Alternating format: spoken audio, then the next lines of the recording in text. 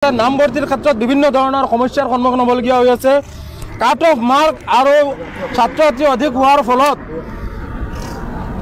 মহাবিদ্যালয়সমূহৰ কৰ্তৃপক্ষই আসনৰ অভাৱ বা বিভিন্ন ধৰণৰ সমস্যা দেখুৱাই ছাত্ৰ ছাত্ৰীসকলক নামভৰ্তিৰ পৰা বিভিন্ন ধৰণে বাধা দিয়া পৰিলক্ষিত হৈছে। যাৰ পৰিপ্ৰেক্ষিতত আমি এইবেলিও স্মাৰক পত্ৰ দিয়াৰ পিছত মুখ্যমন্ত্ৰীৰ হস্তক্ষেপত হোজাইস্থিত ৰবীন্দ্ৰনাথ টেগৰ ইউনিভাৰ্চিটিত কলা শাখাত নামভৰ্তি 700 ছাত্ৰ ছাত্ৰীৰ নামভৰ্তি সুনিশ্চিত কৰা হৈছে যদিও আমি আশংকিত হৈ আছোঁ যে এই পৰ্যন্ত 700 ছাত্ৰ ছাত্ৰীৰ নামভৰ্তি সুনিশ্চিত হোৱা নাই।